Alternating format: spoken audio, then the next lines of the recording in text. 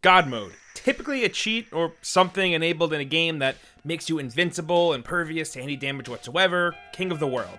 So today we're going to talk about some of our favorite God modes in video games. We'd love to hear yours in the comments too, so let's get started off with number 10.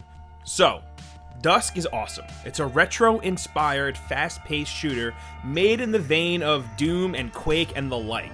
It's a ton of fun, but can really kick your ass at times. That said, enabling God mode makes that a non-issue.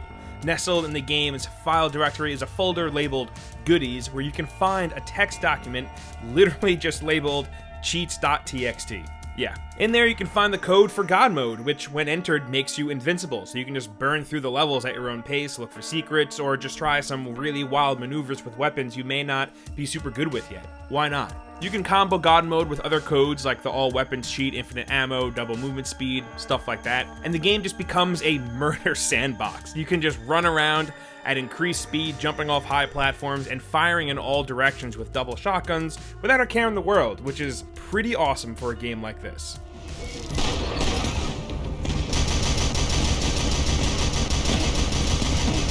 Moving on to number 9, Duke Nukem's cool, right? At least that one game is, but you know what makes Duke Nukem better?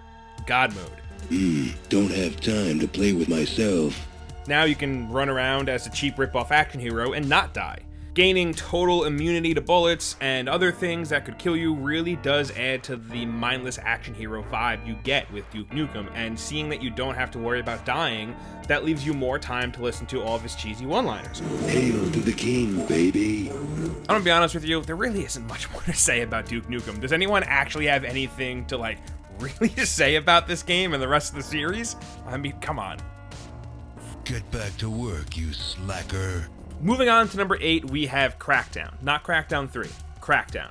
The Keys to the City is a free DLC that you can pick up that gives you access to a bunch of different cheats. One of them being God mode, which obviously makes you invincible, but also makes whatever vehicle you're in invincible as well. If you aren't familiar with Crackdown, you play as an already crazy, overpowered super agent who can leap buildings and has access to all these crazy abilities. So toss God mode into the mix and you're in for a really good and destructive time. There are other cheats as well that you can pair it with to make it even more fun, like unlimited ammo, a cheat that lets you spawn in vehicles and enemies. Then there's a public enemy cheat that makes the agency throw everything they have at you. This is kind of the ultimate God mode, really. Unlimited health, ammo, and enemies.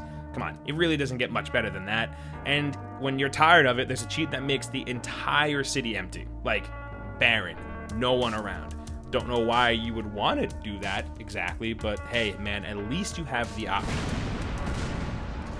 At number 7, the Saints Row franchise has a bit of a reputation for going over the top with its action and weirdness, so it should come as no surprise that God mode is an option. With Saints Row the Third, you have a straight-up, clearly defined God mode that you can unlock by punching turkey burgers into your cell phone, and then bam, there you have it. Instantly, you become an unstoppable force of murder and mayhem, able to just tear through the streets of Steelport, and with a world like the one here, it's a ton of fun just to experiment with a lot of the weirder weapons and just start a ton of trouble with the local gang population. You know, Saints Row stuff. Now, in Saints Row 4, the world is a little different. You have a slew of superpowers, and you're damn near godlike in the general gameplay already, so when you mess with the cheats and make yourself invincible or give yourself infinite sprint, ammo, unlock all abilities, you become truly unstoppable in ways that are just downright stupid, but still makes you look at a game like Saints Row 4 and go, yeah, that makes sense. So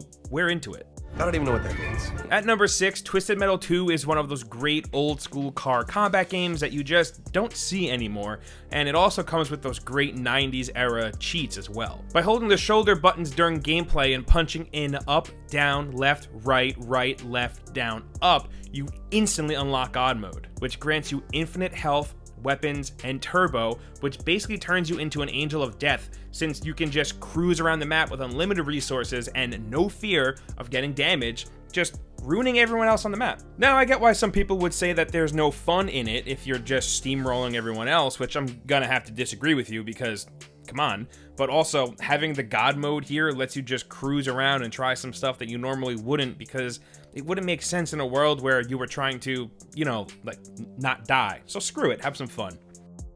Next, at number 5, we have Minecraft, specifically its creative mode, which is technically a god mode. You can't die, you have unlimited resources, and you can fly. Yeah, you aren't using it to take on waves of enemies or beating a really hard boss, but instead, you're using your unlimited resources to build something awesome. A castle, a city, a giant Mario, some sort of recreation of something. The possibilities are endless, which is what makes it worth talking about. Most of the games on this list give you access to God mode to just cause havoc and kill things, but with Minecraft, that's not at all the case. It's a nice change of pace, really, isn't it? I mean, getting away from killing dudes to just stop and appreciate something nice and have a cool, calming experience. People make some wild stuff too, dude. Like, it blows my mind the things that I've seen, like, created in creative mode. Man, Minecraft is still so cool, whether you're playing creative or survival. It's just a nice change of pace from other games. At number 4, Quake is another one that comes from an era where cheats like these were commonplace and expected in a first-person shooter like this, and while it has a ton of other cheats that get super specific in their function, God mode is first on the list, which this time around is activated simply by opening up the console and typing God.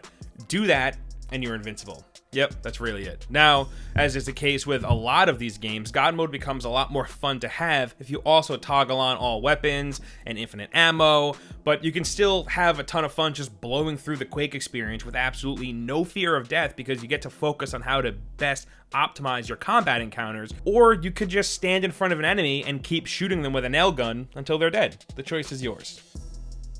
At number 3, so GTA has always been the first series I think of when I think about cheats in video games, because when I first started playing games like GTA 3, Vice City, and San Andreas, they really were the thing to do, and the best way to get endless hours of enjoyment out of them was to type in some cheats and just cause havoc. That said, there were a bunch of GTA games that didn't really offer a God mode, but would only like refill your health, ammo, and armor, which is nice, yeah, don't get me wrong, but it's not quite a God mode, you know? Then when GTA 5 came around, we got something worth talking about. Sure, it still has a ton of the now standard GTA cheats like infinite ammo, weapon cheats, even that one from before for max armor, health, and ammo, but now there was a God mode cheat, which made you an invulnerable asshole who can just terrorize the people of Los Santos without any fear. The catch, though, is that it only lasts for 5 minutes before you have to do it again, which kind of sucks, but what you gonna do? Maybe they'll go all out in GTA 6. We'll see.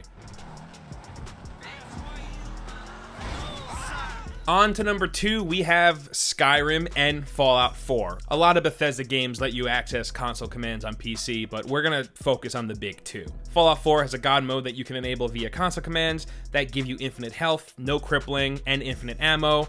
And with tools like that, you can totally conquer the wasteland, seeing every inch of it without having to worry about being taken out by a group of bandits or a super mutant or a big, scary, giant, terrifying bug. Skyrim's God mode is similar as well, where you can't be killed, so infinite health, and you also have the ability to carry, like, literally everything. Like, you'll never exceed the item carry limit. So you can have the biggest, baddest armor, a ton of different weapons, potions, you name it. You could probably even fit a dragon in there. Fighting a dragon or a giant with the ability to not die makes it just as easy as you would expect. Now think of messing with God mode in both of these games and adding in some mods. Doing that will definitely make for a bit of a wacky experience. Finally, at number 1, Doom has always gotten a lot of things right. And we're talking about the OG Doom.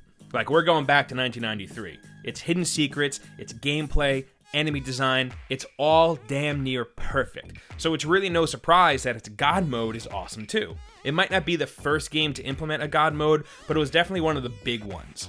Typing in IDDQD would activate it, and in doing so, you gained invincibility. Your little Doom guy in the UI would also get yellow glowing eyes because now he's the Doom God. Bad joke, sorry. But yeah, it's awesome. And it may have actually had a hand in making God mode a more popular thing, with it popping up in so many more games. It honestly blows my mind how important Doom has been in so many different aspects of gaming. I feel like its influence will never go away. Doom rules. Go play Doom. And those are some of the best God modes in video games, but we want to hear from you, so meet us down in the comments and let us know what you think. As I'm sure you already know, hitting the like button really helps us out, and if you're new here, subscribing is a good idea, because we put out videos like this every single day. As always, thank you for stopping by to hang out with us, we really appreciate it, and we'll see you next time, right here on gameranx.